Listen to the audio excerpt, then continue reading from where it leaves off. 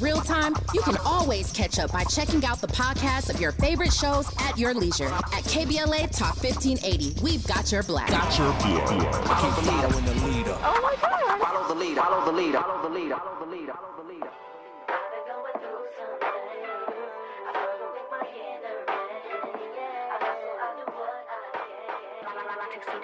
Down on the beat.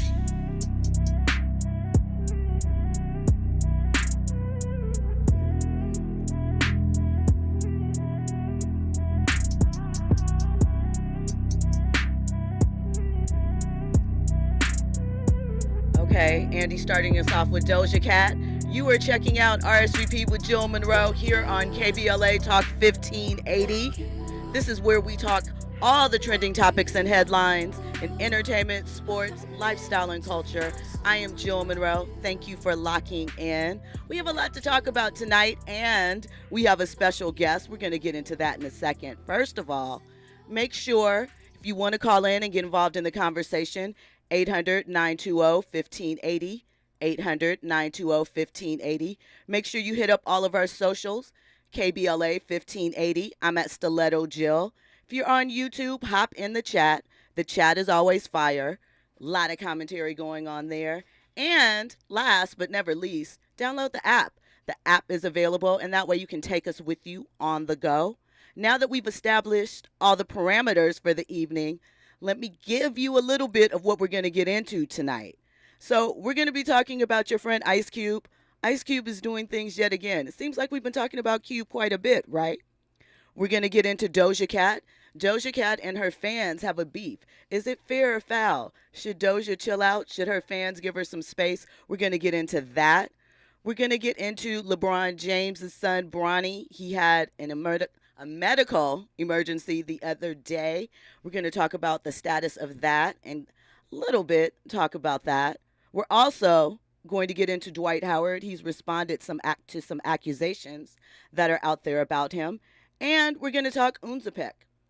That is a diet drug that is making the rounds everywhere with great results. But what's the downside? We're going to get into all that. Plus, my guest tonight, she is an ex-hooper. She is a journalist, a sports journalist. Not just a sports journalist. You can catch her really everywhere on any topic. She's well-versed. She's been controversial at times, always outspoken. She is never one to hold her tongue. We have Miko Grimes in the building. She is going to be giving her commentary on all of these topics and more. We're going to get into Miko's background, what she's doing now. You know, we like to touch base and see where the black girl magic is magicking, if you're into that term.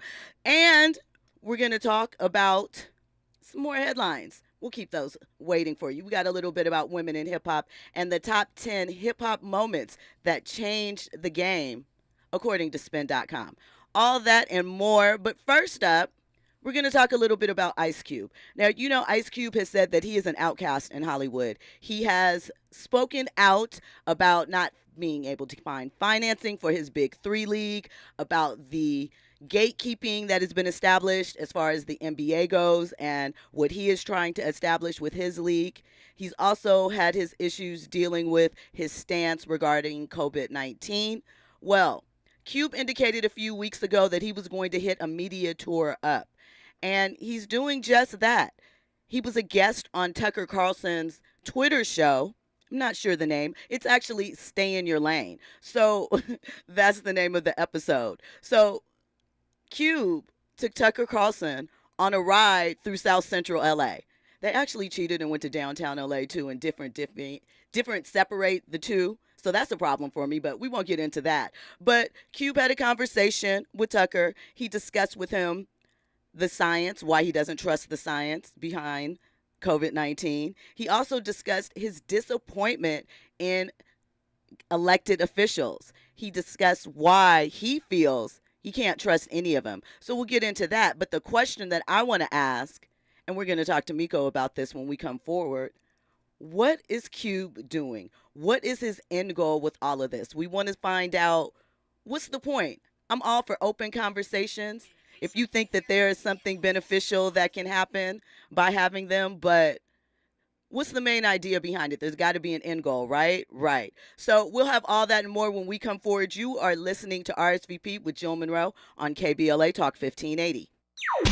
Infusing a sense of fun and entertainment in every episode. You're listening to RSVP with Jill Munroe on KBLA Talk 1580. More when we come forward.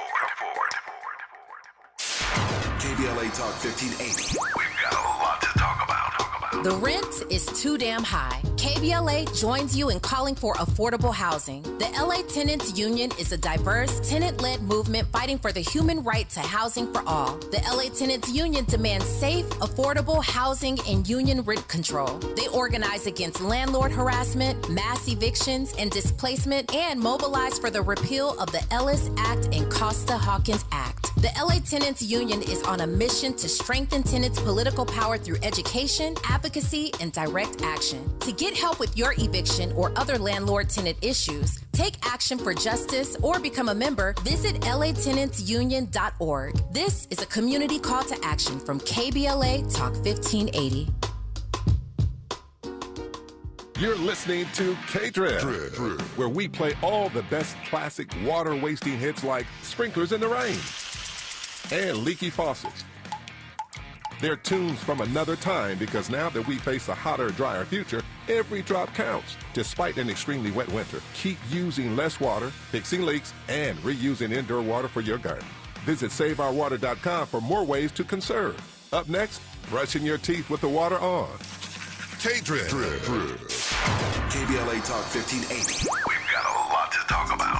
KBLA Talk 1580, connecting you with services and solutions. South Central Youth Empowered Through Action is the youth component of the impactful CBO, known as the Community Coalition. South Central Youth Empowered Through Action has chapters at almost every South LA high school. Say Yeah, as they are popularly known, is located at 80th and Vermont, but serves young people all over South LA. Under the COCO umbrella, they train youth organizers, help underserved scholars prepare for college, and work with students to help them gain admission to top universities. South Central Youth Empowered Through Action fosters teen activism, where young people have led campaigns moving tens of millions of dollars to South LA schools and forcing officials to make AP classes available to students in under-resourced institutions. SCES scholars have taken part in the March on Washington, been published in major news outlets, and been elected to city council. Long before she was mayor, Karen Bass started the program when she founded the Community Coalition. To donate, volunteer, or enroll a student in South Central Youth Empowered Through Action, please visit cocsouthla.org. cocsouthla.org. This is a community call to action from KBLA Talk 1580. Keeping you informed, entertained, and always ahead of the curve. This is RSVP with Jill Munroe on KBLA Talk 1580. Hey, it's Jill Munroe. You are locked in to RSVP with Jill Munroe on KBLA Talk 1580. And my guest for this evening, as I shared with you, is, legendary in these social media streets. She single-handedly kind of punked the NFL, if we're being honest. We're being honest.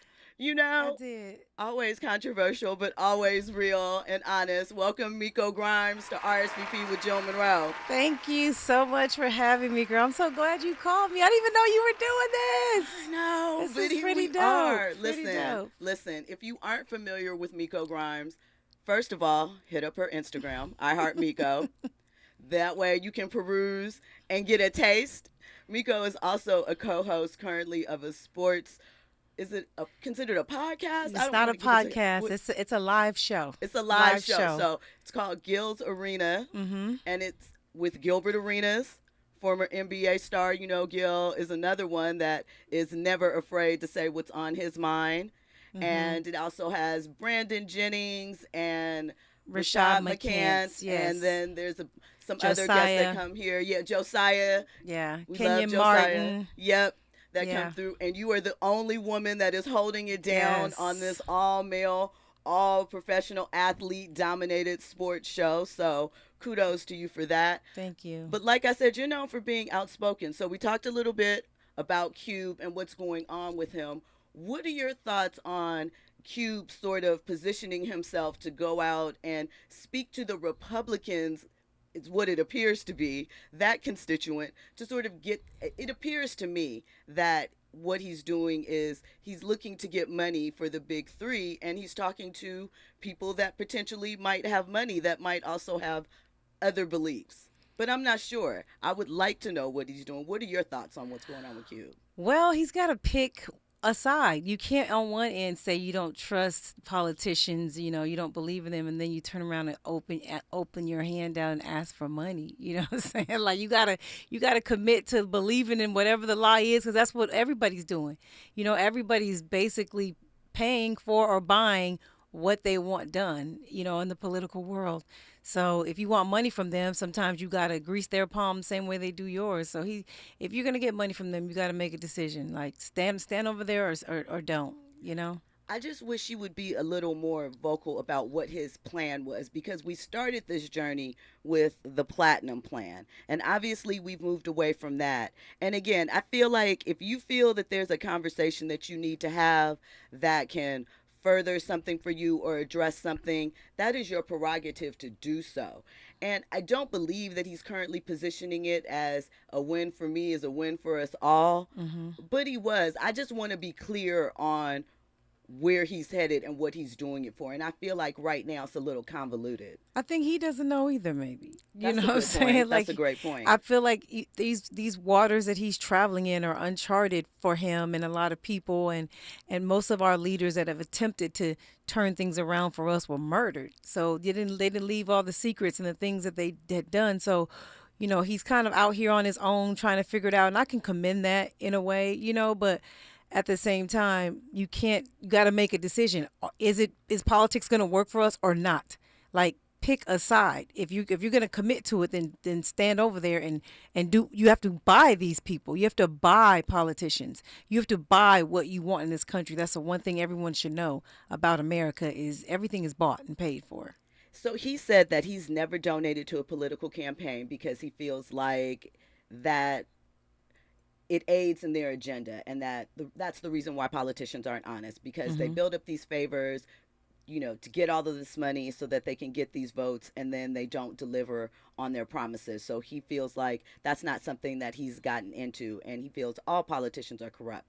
And Tucker asked him, including Obama, and he said he bought into Obama's dream for a minute. So, but didn't elaborate too much on that. It's a 12-minute long piece. It's available on Twitter if you are interested in checking it out. But like I said, I want him to find some clarity in the plan, because we're just going along for the ride, and I feel as though it's just a roller coaster and it's not going to end well for him, because at the same time he's also, before obviously the actor strike happened, promoting the Teenage Mutant Ninja Turtles movie and talking about Ride Along 3 and Still More Fridays. So it's kind of like, I don't know if those are going together, to your point. Yeah, it's not all adding up. You got to pick a side.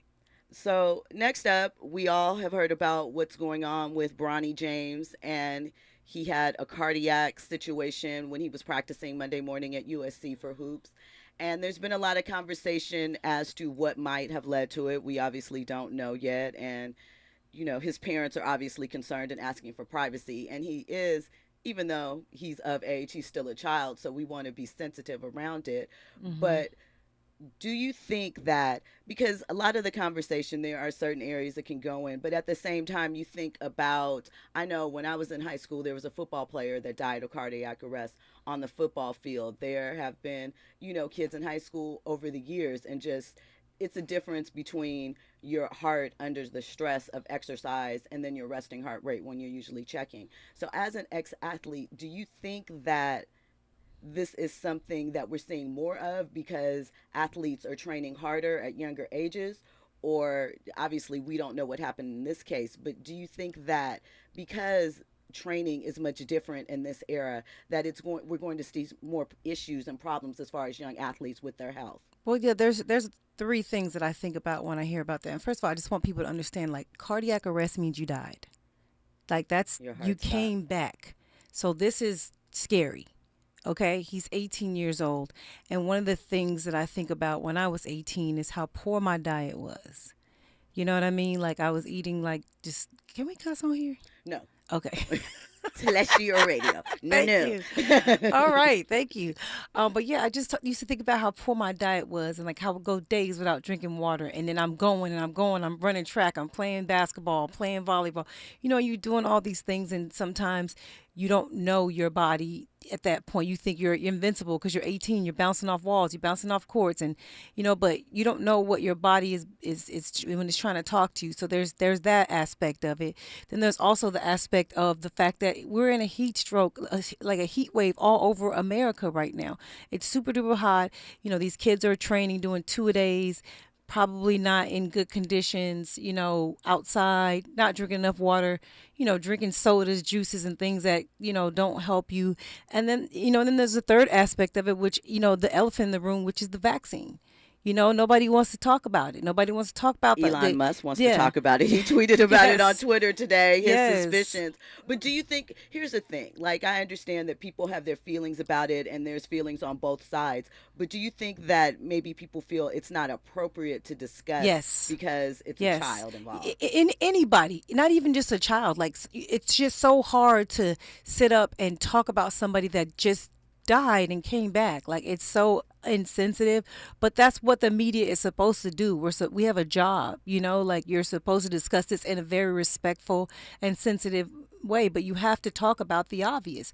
And the fact that is, ever since COVID-19 happened and everyone's taking these vaccines, a lot of athletes have had cardiovascular issues. They've had blood clot issues. They've had heart issues. There's just been a number of things happening to athletes. The healthiest people on the planet are having these same exact issues, and you can't not think that there's possibly connected to that vaccine. So let me ask you this. Your son is an athlete. Yes. We talked about that. He's trains. When you see things like this, right? Obviously, there's no signs, there are no predictors. But does it make you think about your son as far as athletics differently? Yeah. Well, yeah, because and we're in Florida right now too. So you guys think in LA it's hot? Think about Florida right now. It's coming. It's thick out there. And when I heard about that, I didn't hear about Bronny. I woke up this morning to text about Bronny, and my son's doing 3-a-days right now in Florida for tennis camp, and and I'm constantly telling him, like, when you hit a wall, you gotta kick that wall down. You got to keep going. You got to fight through. And today I found myself saying, hey, if a wall jumps in front of you, sit down, take a break, get in some shade, get some water, and he was like, are you afraid? Because, he heard about it too, Right. And I was like, yeah, I'm really worried. So if you feel anything, like, it kind of puts everything in perspective, like you want your child to train hard and go forward and not be a quitter, because that breakthrough is after that, you get over that hump. But now it's almost like, okay, I gotta really like settle down a little bit. This could get dangerous.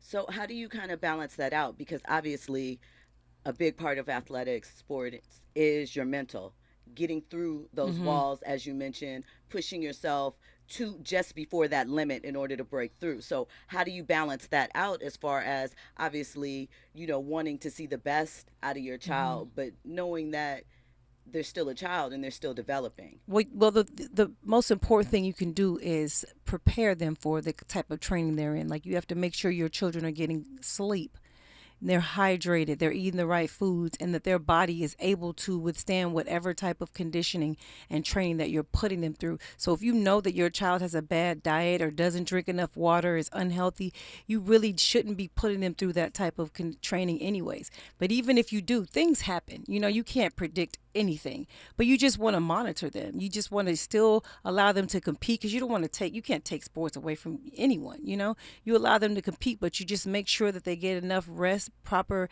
hydration. That is the most important thing, is the hydration and a lot of sleep. So do you think that it's too soon for people to be speculating whether or not Bronny's going to play next year?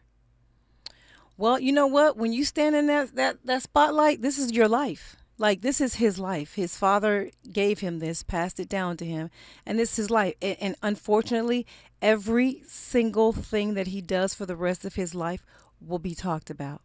Everything. So I'm sure he's used to it, and now it's sad that it's something of this matter, because it's always been good things like, oh my God, what school is he going to go to? Oh my God, who's he going to prom with? Or, he's going to make the All-American, the McDonald's All-American, you know what I mean? So this is the first time it's been something where it's like, God, this is sensitive.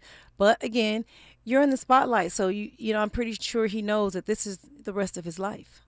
So, well, we're sending prayers out to Bronny and LeBron and family. We hope he gets better. We hope that if it is in his will, that he can continue his basketball career and see how high he can climb it. Of course, we'll keep you updated on that. So, Doja Cat, are you a Doja Cat fan? Do you listen to any of her music? I do. I enjoy her for what she provides. Yes. Right. So you enjoy her talent, your music, not so much into whatever's Correct. going on with her social thing. I think that is perfectly acceptable. I feel the same way. I find it interesting that people have such a hard time with that currently. But she finds herself at odds with her fans because, one, they sometimes name themselves after her, like Doja Kitty, whatever. And two, they are very concerned about the guy that she is currently allegedly dating. They haven't publicly said that they are dating. They've been spotted in various places together. He's a Twitch streamer. He's a white guy. I don't remember his name right now, but they are alleging that he may have said some racist things at one point.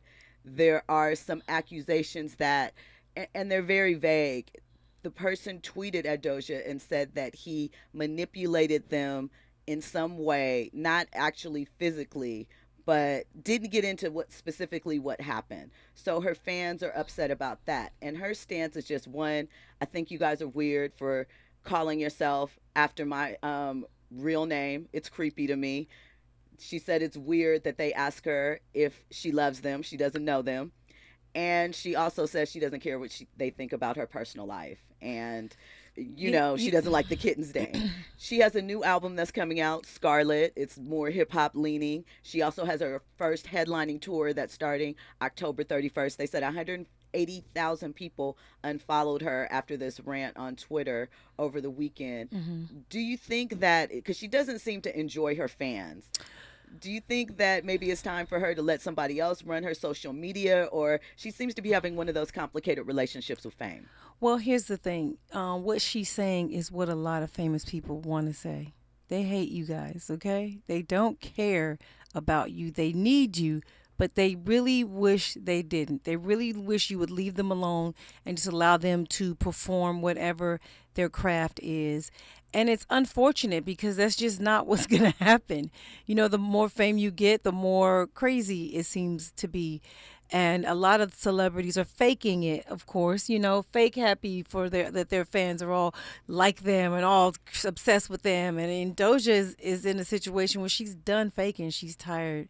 She just wants to make music. Leave me alone. And unfortunately, that's just not how you get things done today as an artist. You have to pretend your fans are your world, your life. They're, you can't do anything without them. And she just doesn't feel like it. She's just over it. And unfortunately, it's probably going to end her career much sooner, even though she's so talented. But she doesn't want to play the game, so she's going to lose. Do you think it's possible to take a break? Because I think you think about the fact that when did Eminem put out Stan? What was that, like late 90s, early 2000s? Because that's where the term came from. Nobody would imagine that it would come to life and that people would proudly put this on as a whole identity. We know social media has helped with that and has given them a sense of belonging. But do you think that it is possible to have a successful career without that type of connection to fans at this point? No. In any of the entertainment, like music? No, because they run it. Do you know what I mean? Like, if you don't get the followers, you don't get the likes, you don't get the fame of it all. You don't seem important to the networks or to whatever your business is. Like, you have to have that following, that buzz. Even if you don't have talent, you have to have the following.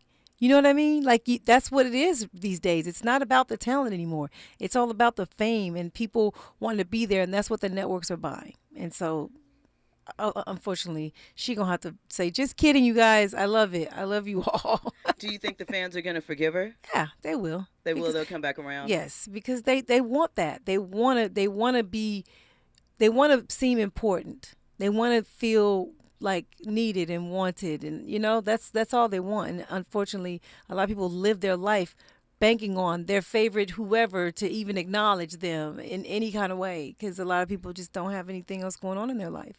So, I mean, obviously, like you said, that is one of the main components as far as popularity in entertainment nowadays. But with a strike happening, right? So you're going to see less, at least for a period of time, of your favorite TV and film stars. In theory, you can still see them on social media. And with the talks about celebrities and their, music stars and their tours not being as successful, right? Do the fans matter as much as they think they are? Because in a lot of these instances, outside of someone like Beyonce or Taylor Swift, these fans aren't showing up for these artists that they're standing for and bullying into these positions. Like Nicki Minaj has one of the craziest fan bases ever. The Barbs I've had some run-ins with the Barbs. You've had some run-ins with the Barbs? Good times. I've never. Good times. Wild business. Enjoyed it. But here's the thing. But on the flip side of that, are Nicki's sales and her singles holding up to support this rabid fan base? No. And that seems to be the case with a lot of people. So at what point does it matter? Yeah, do you kind of break? It matters to the people that don't write and produce their own music. The people like Rihanna, for example, which is why she does not press to put out any more music. She doesn't write and produce. She makes her money off of tours. You know what I mean? So you need fans for that. If you don't have to make another hit in your life as long as you can write them for other people. True. You don't need the fan. You see what I mean? So it really depends on what part of that industry you're in and how you're making your money.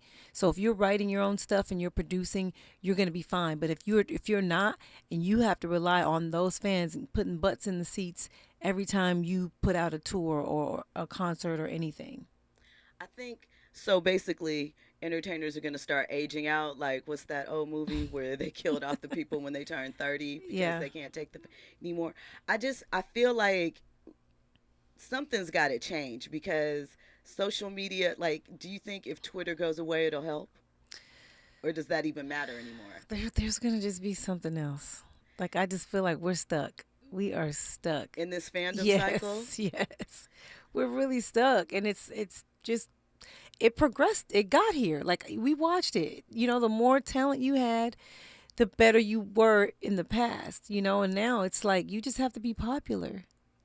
That's it. That's it. Well, when we come forward, we will have more on this topic. We're also going to discuss Ari Lennox and her confession about something that she's done away with for the past 7 months.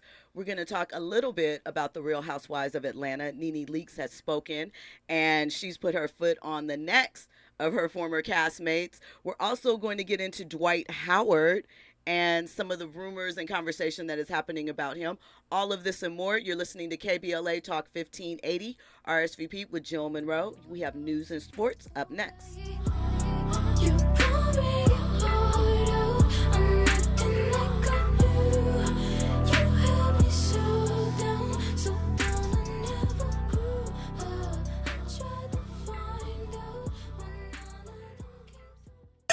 RSVP with Jill Munroe is your go-to show for staying in the know. More engaging conversation when we come forward on KBLA Talk 1580.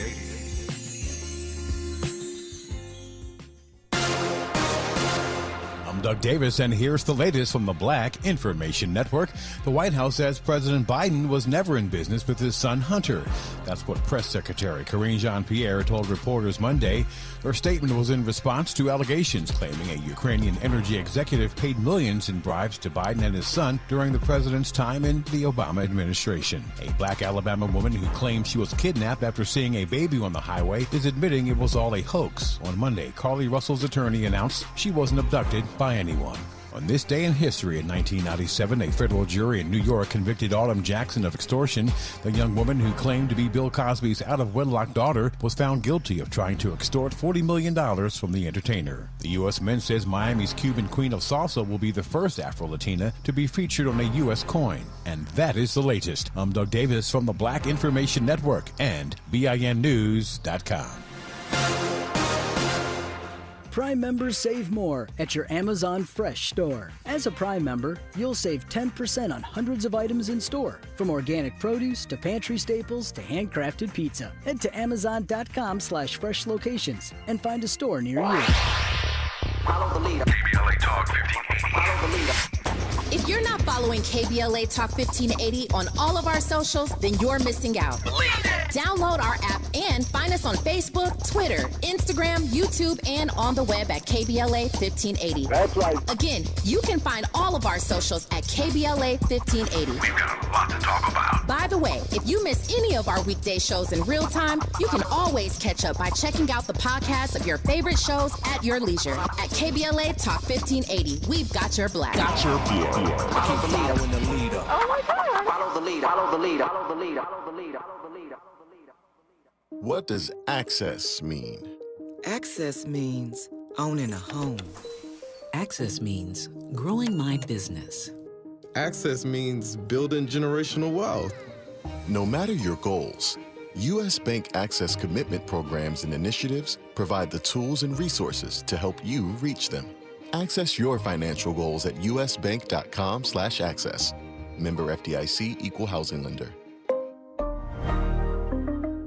I'm getting vaccinated with Prevnar 20. So am I, because I'm at risk for pneumococcal pneumonia.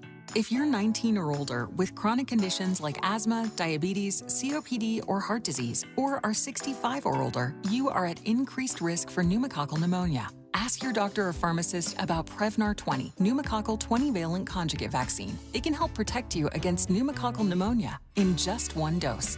Even if you've already been vaccinated with other pneumonia vaccines, Prevnar 20 may help provide added protection. Prevnar 20 is approved for adults to help prevent infections from 20 strains of the bacteria that cause pneumococcal pneumonia. Continued approval may depend on a supportive study. Don't get Prevnar 20 if you've had a severe allergic reaction to the vaccine or its ingredients. Adults with weakened immune systems may have a lower response to the vaccine. Side effects include pain and swelling at the injection site, fatigue, headache, muscle, and joint pain. For full prescribing information, please call 1-855-213-2138 or visit Prevnar20.com.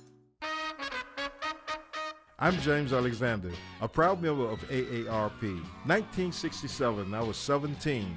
That spring, my friends, the Barcades, and I made Soulfinger. It was a hit. Number 3 on the charts. That summer, we became the Great Otis Redding's Band. First gig, the famed Apollo. That fall, we toured. That winter found me in a morgue identifying the bodies of my bandmates and Otis Redding. My music and their memories bring me joy. The Barcades, forever. What would you call a joy that is as solemn as it is sweet and knows no bounds? A joy that's beautifully rooted in soul and resilience. This is Black joy, a joy that reflects pride and honor despite every challenge. AARP believes the power of Black joy is limitless, and we celebrate this joy supreme. Join us in celebrating Black joy at aarp.org/Black community. KBLA Talk 1580. We've got a lot to talk about. KBLA Talk 1580 joins you in standing for voting rights. When We All Vote is a leading national nonpartisan initiative on a mission to change the culture around voting and to increase participation in each and every election by helping to close the race and age gap. Created by Michelle Obama, When We All Vote brings together individuals, institutions, brands, and organizations to register new voters across the country and advance civic education for the entire family and voters of every age to build an informed and engaged electorate for today and generations to come. When We All Vote empowers their supporters and volunteers to take action through voting, advocating for their rights, and holding their elected officials accountable. Please visit whenweallvote.org to stand up for your rights, voting rights. This is a community call to action from KBLA Talk 1580.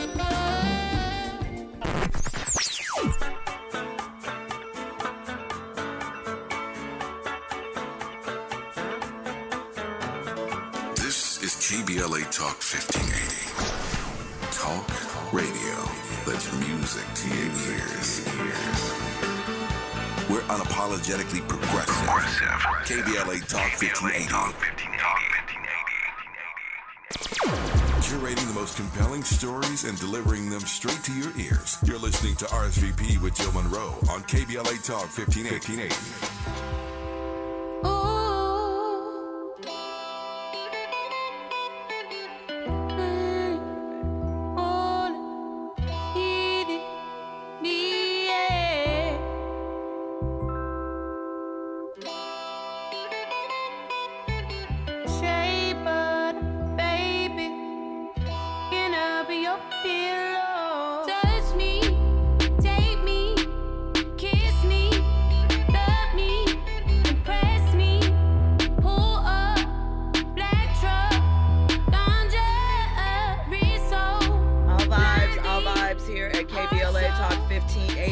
Checking out RSVP with Jill Munroe here live from Leimert Park.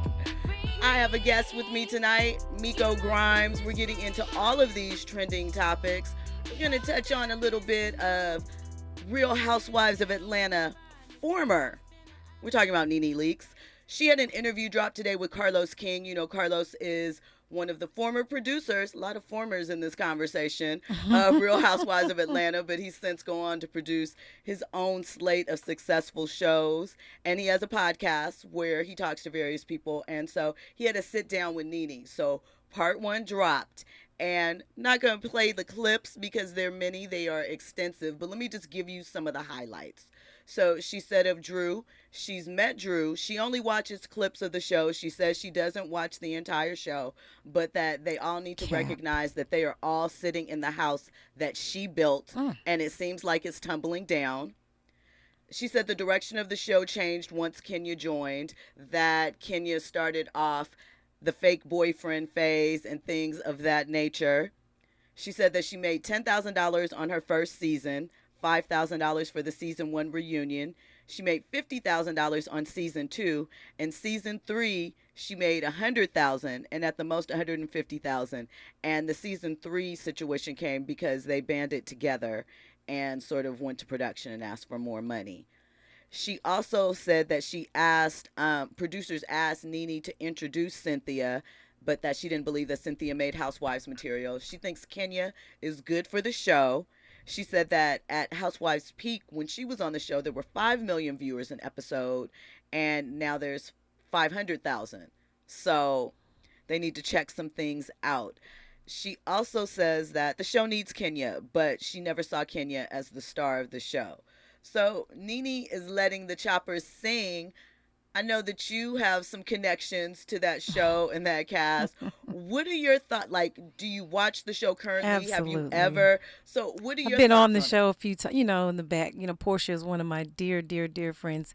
Also, you were at the wedding. I saw y'all turning up at the wedding. Yes. Also, Kim Zolciak is also a really, really good friend of mine. And I've met some of those other women, and I'm friendly with them all except Kenya. She's probably the only person on that show that I actually would not want to be friendly with.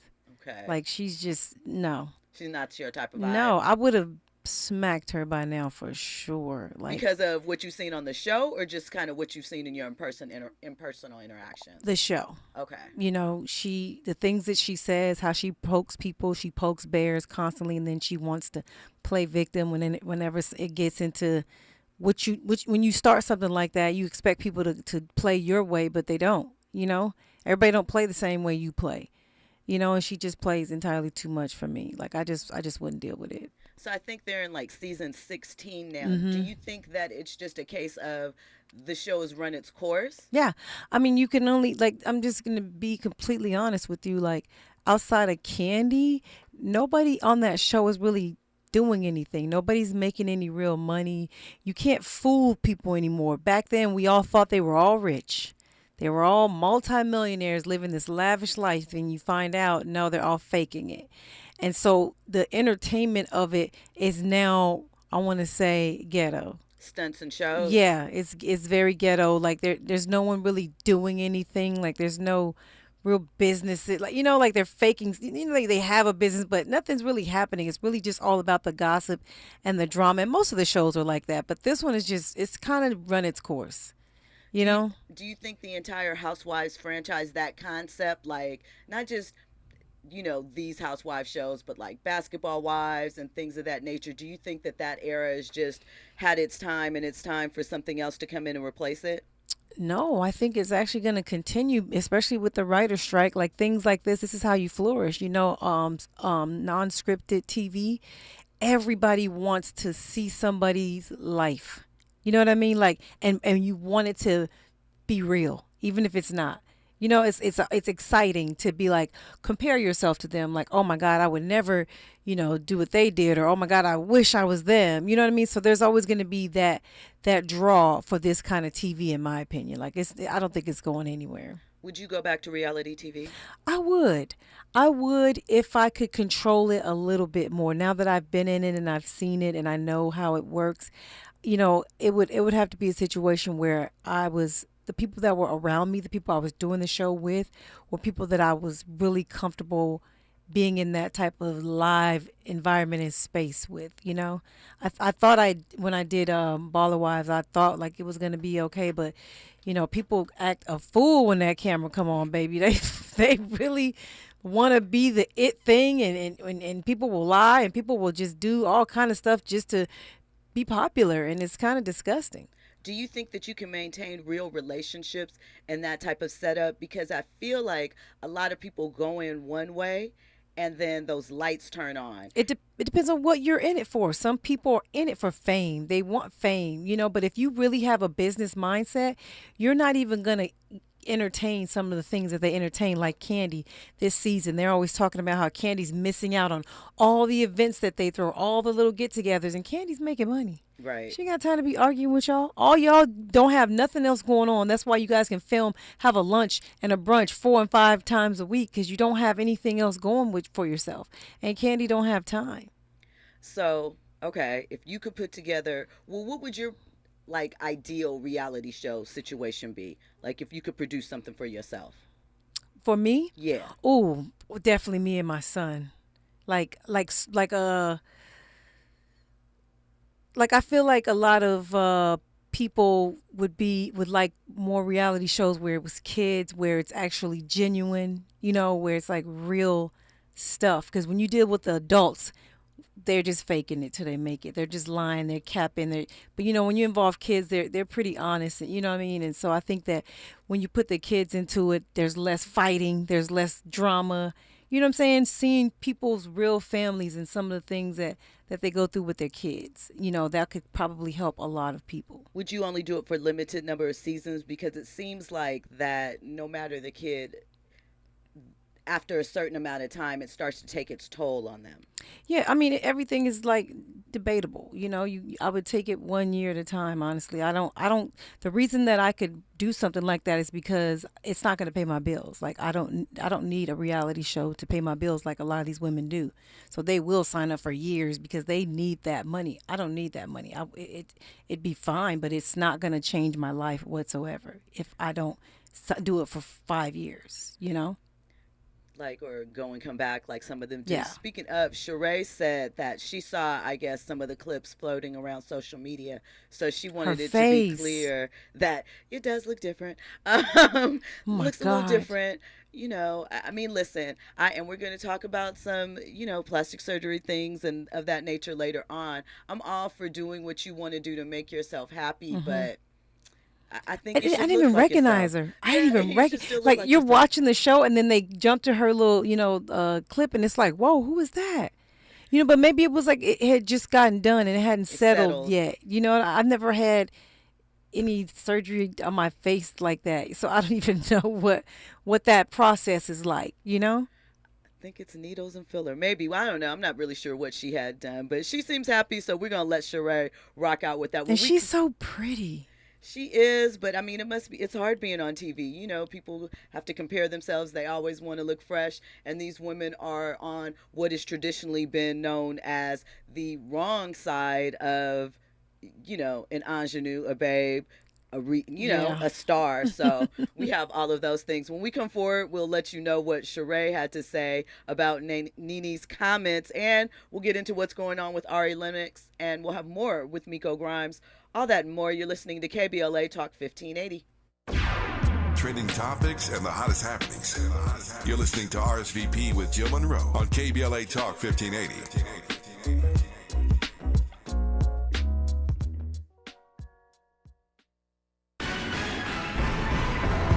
The family of Keenan Anderson is suing the city of Los Angeles for $100 million. Maisha Cairo here with your K-Black Minute News, brought to you by CaliforniaBlackMedia.org. Keenan Anderson, a high school English teacher that was visiting Los Angeles from Washington, D.C., was tragically killed at the hands of the Los Angeles Police Department in January of this year. His family, alongside civil rights and personal injury attorney Benjamin Crump and Carl Douglas, have announced a $100 million lawsuit against the city of Los Angeles. Crump and Douglas are representing Keenan Anderson's son, Sincere Anderson, and his mother, Gabrielle Hansel. The family is suing for civil rights violations, assault and battery, false imprisonment, and negligence on the part of the LAPD officers. The family of Keenan Anderson and attorneys Crump and Douglas want it to be known that this is only part of a systemic issue within the fabric of police departments everywhere. Have you heard about Lendistry? Lendistry is a national Black-led small business lender that is headquartered right here in LA. Once you've started your business, Lendistry provides flexible financing options starting at $50,000 to help you access the affordable capital needed to grow.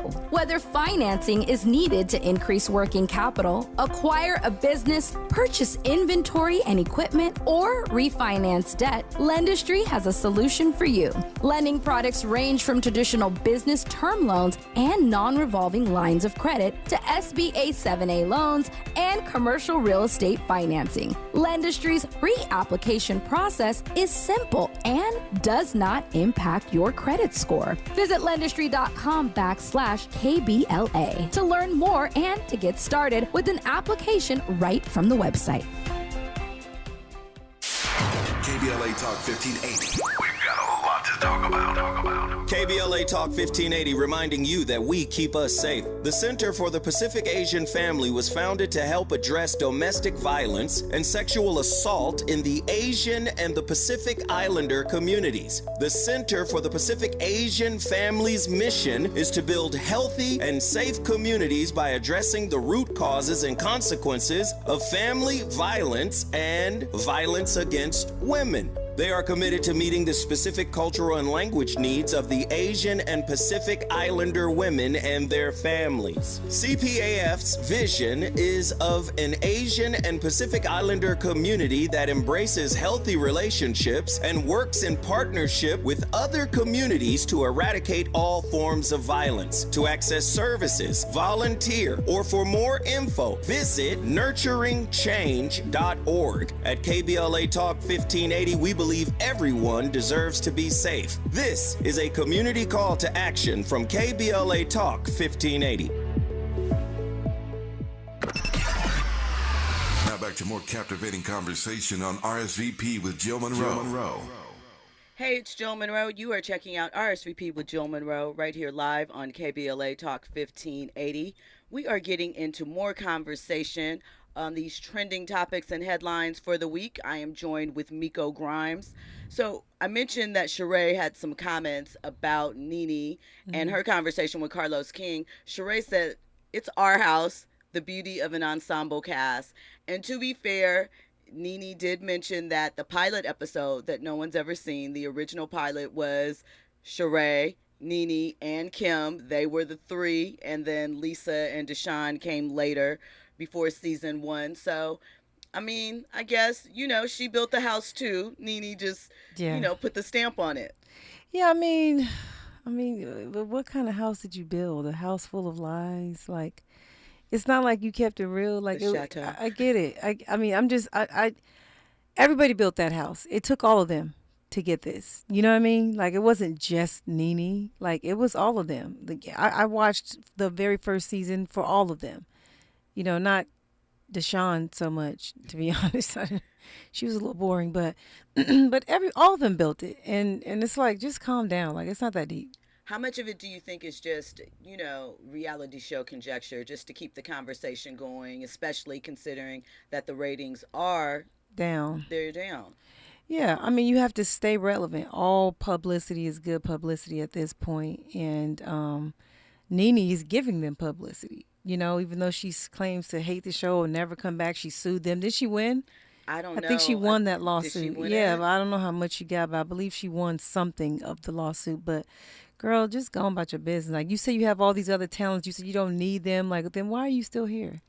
I don't know. She is appearing in Bia's new video that's supposed to be dropping on Friday. As what? I'm not sure if she is actually participating in the song or just appearing in the video. So we'll have to see. I saw a little quick clip, but I don't know Was she what a that stripper? actually entails. Does she look like a stripper? No, she does not. She looks like, I think she looks like she's very rich. Why do I feel like that might be the name of the song? I might be lying though. I'm unclear, but I just know she's in the video and it comes out this week. So, you We'll know, see. shout out to them. We'll see what happens and we'll see where Nene goes next. Good luck with that.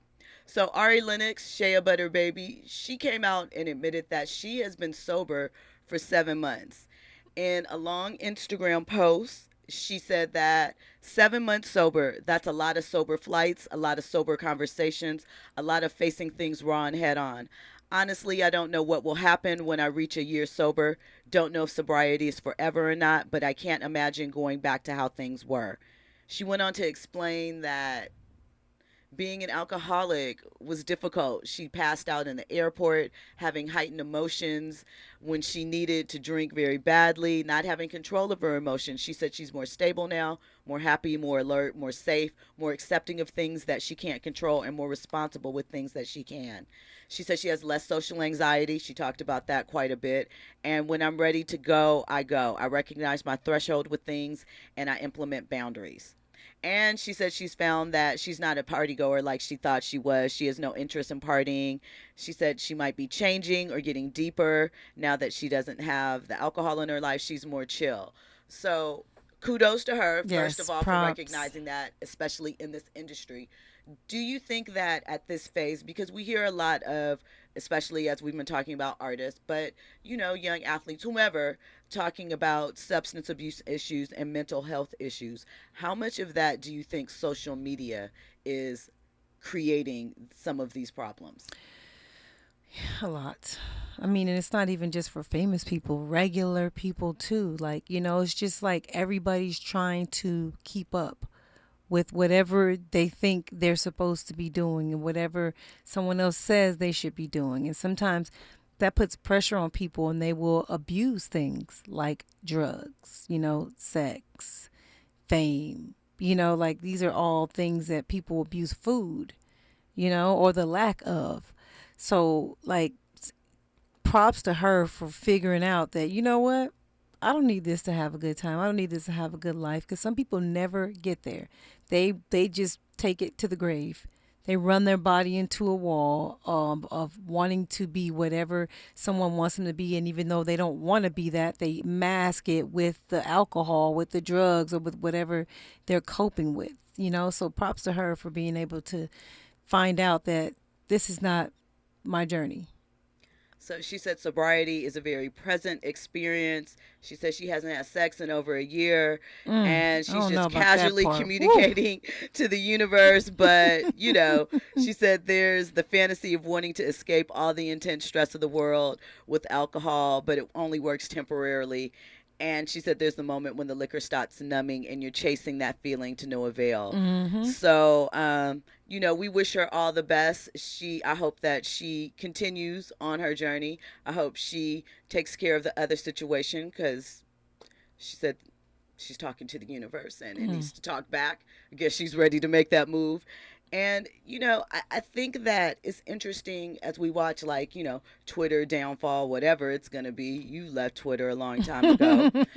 But I think as we see the shift, even in Instagram, as they bounce back and forth between videos, photos, now there's Threads, then everybody left Threads or stopped using it. I don't know. But social media is so ingrained in our fabric, and it has so much to do with self-esteem at this point. Do you think there is a cure for it? Because it's not going anyplace. Is there a cure? Yeah. No, I just think it's a way of life now. Like, we are on TV. Like, it's TV. Everyone's on TV now, whether you're famous or not. It's just how many viewers do you have, you know? And you can control it. You can control it yourself. You can put out what you want people to see, which is what most people do. You can be vulnerable and honest and transparent if that's what you choose to do, or you could say nothing. Like, it's all up to you. It's, you know, but we all have it. Do you think it backfires on people who choose to be open and vulnerable? Because you have to continue that. Whatever you're doing, you have to keep on doing it.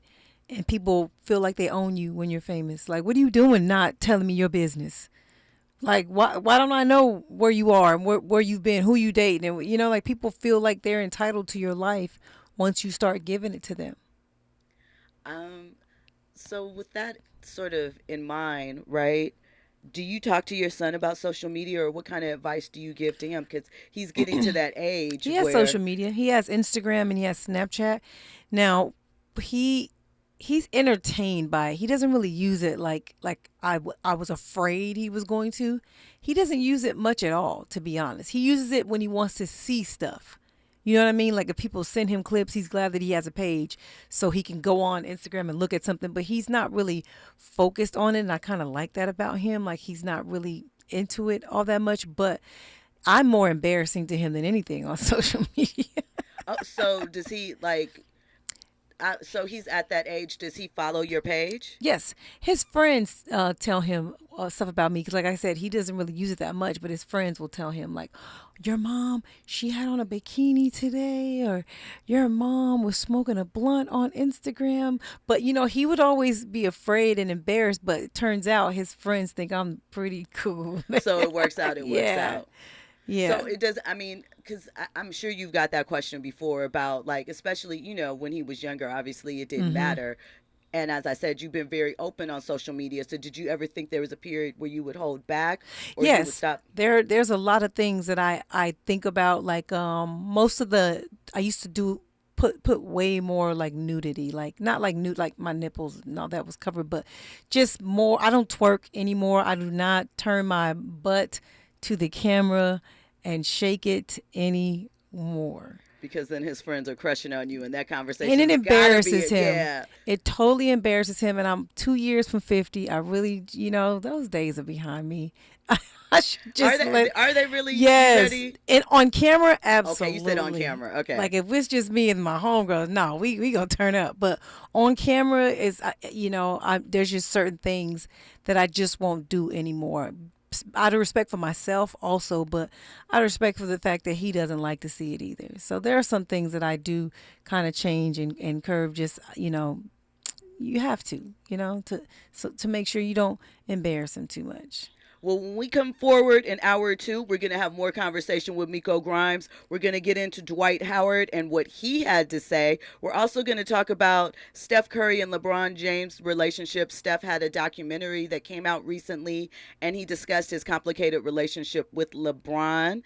And we're going to get into more of these trending topics and headlines. All that and more. You're listening to RSVP with Jill Munroe on KBLA Talk 1580. Baby.